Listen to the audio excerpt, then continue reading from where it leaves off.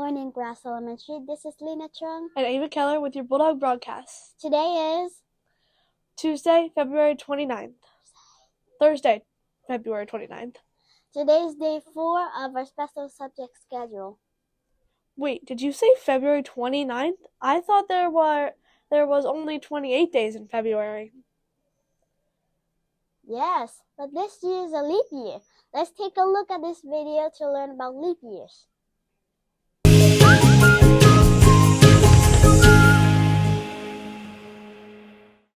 Ahoy! Let's think. Today we answer the question, what is a leap year? In a standard year there are 365 days, but typically every 4 years something different happens and we have another day added. A leap year is when we have 366 days rather than 365. This additional day is added into the shortest month of the year, which is February. This gives the month 29 days instead of its usual 28. Thus, February 29 is aptly named Leap Day. Can you imagine being born on Leap Day and only celebrating your birthday every 4 years? Most people think that leap years occur every 4 years, but there is actually 3 criteria that the year needs to fulfill to have the honour of being called a leap year. The year first must be divisible by 4. If the year is divisible by 100, then it cannot be a leap year. An exception to this rule is if the year is divisible by 400. A very special leap year was 2000, as it was one of the first instances of a year not only being divisible by 100 but also by 400. But why exactly do we have leap years? To answer that question, we can just look up at the sky. A year is how long it takes for the Earth to revolve around the Sun. Approximately it takes 365.24 days to complete orbit.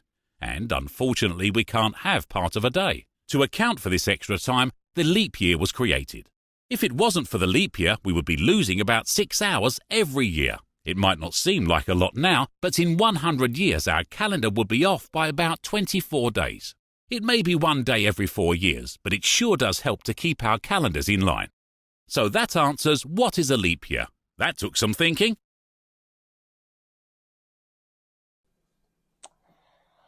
So every 4 years we have an extra day. Cool. We have another two truths and a lie. As a reminder, here are Mrs. Gross. Hello, artists. It's Mrs. Gross here with my 2 truths and 1 lie. One of my favorite things to do in the summer, really any time of year, is to go to the beach. So when I was at the beach one time in high school, I was sitting on the beach with my friends, all enjoying the weather. And we're like, oh, okay, let's go in the water. This is going to be fun, right? Well, I go in the water. I dive under a wave. And when I come up, I have a Portuguese man-o-war on my head. And it's tentacles. So if you don't know what a Portuguese man-o-war is, it is a big jellyfish. It's like a purple jellyfish. So I had tentacles all over my body. So that was very uncomfortable. Ran out of the water, ran to the lifeguard real fast to get, vinegar on me. So that's one. My next experience at the beach was in Florida.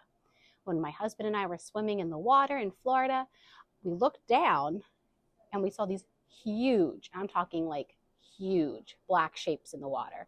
So my first thought is obviously, shark, get out of there.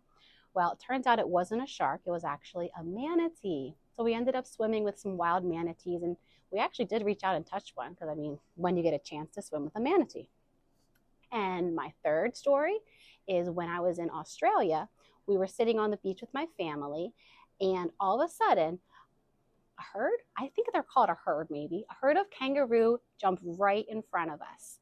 So we're sitting there looking at the water and just, maybe 10 kangaroos jumped right in front of us.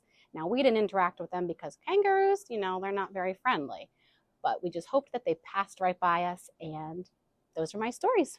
Which one do you think is my lie?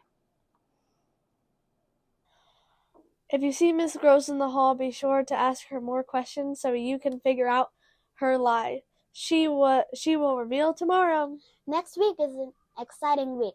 Miss Williamson and Miss Malloy have some fun activities planned for Read Across America. This year's theme is Readings Everywhere.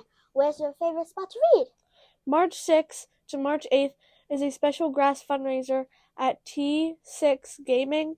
Stop by T6 over the weekend to raise money for Jam Grass. Reading Olympic practice is every Wednesday at 8:25 in the library. Let's go to Miss Flora now for her daily message. Grass Bulldogs, are you fabulous? Yes, Miss Ford, we are fabulous. We certainly are fabulous today and every day. Yes, Yes, Miss Miss Ford, Ford, we are fabulous. We hope you enjoyed this edition of the Bulldog Broadcast. We show our best cares behavior in the classroom, in the bistro, on the playground, on the bus, and at home. Let us do all our part to make this a Cares kind of day, because a Bulldog always cares. Have a great Cares Day, Grass Elementary, because at JM Grass, we shine from within.